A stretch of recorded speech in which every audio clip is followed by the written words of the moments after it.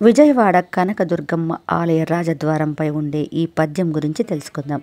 అమ్మలగన్నయమ్మ ముగ్గురమ్మల మూలపుటమ్మ చాలా పెద్దమ్మ, సురారులమ్మ కడుపారడి పుచ్చినయమ్మ, దన్నులో నమ్మిన వేల్పుటమ్మల మనమ్ముల నుండేడి అమ్మ దుర్గ, మాయమ్మ కృతాబ్ది ఇచ్యుత మహత్వ కవిత్వ పటుత్వ సంపదల్.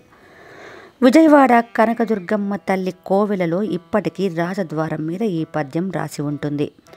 ఈ పద్యం పైకి ఒకలా కనబడుతుంది. మనం తెలిసి కానీ తెలియక కానీ పోతన గారు వ్రాసిన పద్యములు కొన్ని నోటికి వచ్చినవి చదివినట్లయితే అవి తత్ఫలితాలనే ఇచ్చేస్తాయి.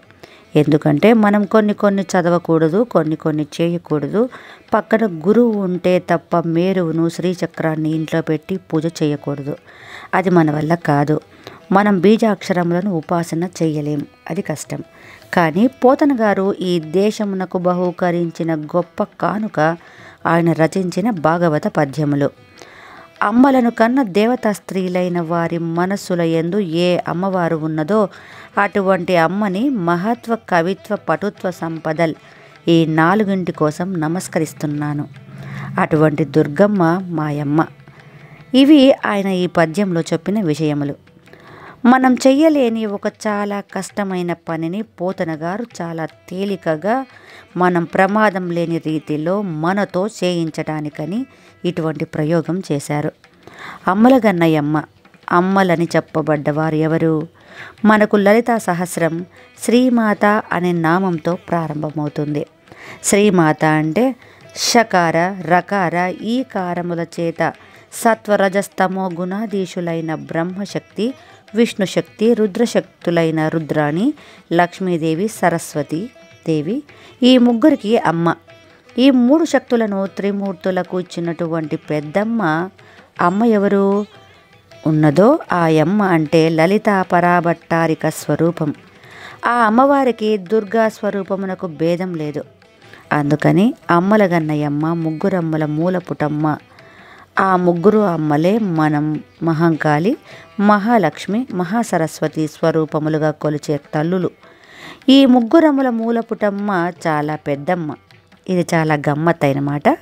చాలా పెద్దమ్మ అనే మాటను సంస్కృతంలోకి తీసుకువెడితే మహాశక్తి, అండపిండ బ్రహ్మాండములనంతటా నిండిపోయిన బ్రహ్మాండమైన శక్తి స్వరూపం అని ఉంటుంది. ఈ శక్తి స్వరూపిణి చిన్న పెద్ద భేదం లేకుండా సమస్త జీవరాశులలోనూ ఇమిడి ఉంది. అలా ఉండడం అనేదే మాతృత్వం. ఇది దయ. దీనిని సౌందర్యం అంటారు. దయకు సౌందర్యం అని పేరు.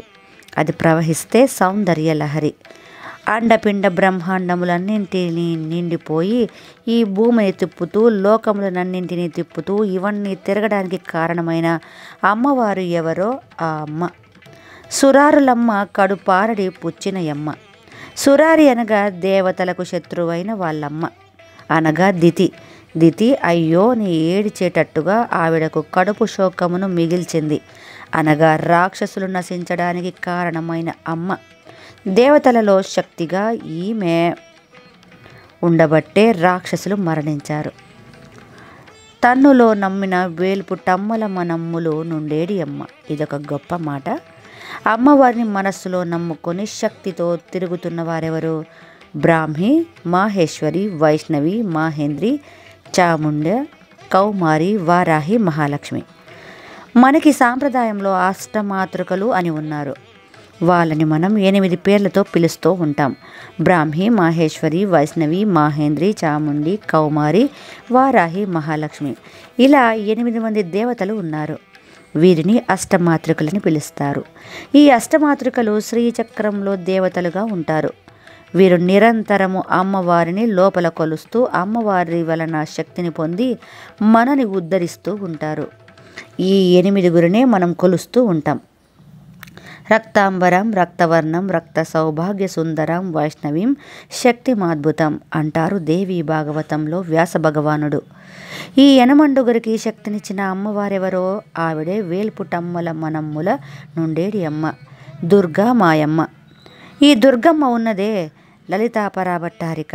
ఆవిడ లలితాపరాభట్టారిక, ఆ అమ్మ మాయమ్మ. మహత్వ కవిత్వ పటుత్వ సంపదల్. ఇప్పుడు ఆవిడ దయతో కృపతో నాకు మహత్వ, కవిత్వ, పటుత్వ సంపదలను ఇవ్వాలి. నాకు అర్హత ఉన్నదని ఇవ్వనక్కర్లేదు, దయతో ఇచ్చేయాలి. అమ్మవారికి శాక్తేయ ప్రణవములు అని కొన్ని బీజాక్షరములు ఉన్నాయి. ఓం ఐం హ్రీం శ్రీం క్లీం సౌం ఈ 6 శాక్తేయ ప్రణవములు అని పిలుస్తారు. దానిని ఎలా పడితే అలా ఉపాసన చేయకూడదు. కాబట్టి బీజాక్షరములను అన్ని వేళలా ఉపాసన చేయలేము. కానీ ఇప్పుడు పోతన గారు ఒక గొప్ప ప్రయోగం చేశారు. మహత్వమునకు బీజాక్షరం ఓం, కవిత్వమునకు బీజాక్షరం ఐం, పటుత్వమునకు భువనేశ్వరి బీజాక్షరం హ్రీం, ఆ తర్వాత సంపదల్ లక్ష్మీదేవి శ్రీం. ఇప్పుడు ఓం ఐం హ్రీం శ్రీం అమ్మలను గన్నయమ్మ శ్రీమాత్రే నమః. మీరు బీజాక్షరములతో అస్తమాను అలా అనడానికి వీలు లేదు మనకు. కానీ మనం రైల్లో కూర్చున్నా, బస్సులో కూర్చున్నా, స్నానం చేయకుండా కూడా ఎక్కడ ఉన్నా అమ్మల గన్నయమ్మ, ముగ్గురమ్మల మూలపుటమ్మ అంటున్నామనుకోండి, అప్పుడు మనం మరో రూపంలో ఓం ఐం హ్రీం శ్రీం శ్రీమాత్రే నమః, ఓం ఐం శ్రీం హ్రీం శ్రీం శ్రీమాత్రే నమః అనేస్తున్నాం. మనం అస్తమాను అమ్మను తలుచుకున్నట్లు అవుతుంది. అప్పుడు అమ్మవారు చాలా తొందరగా మనకు పలుకుతుంది. అందుకే లలితా సహస్రం శ్రీమాత అంటూ అమ్మతనంతో ప్రారంభం అవుతుంది. ఆవిడ రాజరాజేశ్వరి అయినా ఆవిడ ముందు అమ్మ అమ్మ అనేసరికి ఆవిడ పొంగిపోతుంది. ఇన్ని మార్లు ఆ పద్యం ద్వారా అటు ఇటు అమ్మను మనం పిలుస్తుంటే విసుక్కోవడం కూడా చేత కాని దయాస్వరూపిణి అయిన అమ్మ మన కోరికను తీరుస్తుంది. ఇప్పుడు మనం ఓం ఐం హ్రీం శ్రీం శ్రీమాత్రే నమః అనలేకపోవచ్చు. కానీ అమ్మల గన్నయమ్మ, ముగ్గురమ్మల మూలపుటమ్మ చాలా పెద్దమ్మ అనడానికి కష్టమేముంది. ఈ విధంగా పోతన గారు శ్రీ విద్యా రహస్యములన్నింటినీ అవపోసన పట్టి తెలుగు వారందరికీ ఒక మహత్తరమైన కానుకను బహుకరించిన మహాపురుషుడాయన, ఒక ఋషి. అందుకని ఆ పద్యంను అనుగ్రహించిన వారు.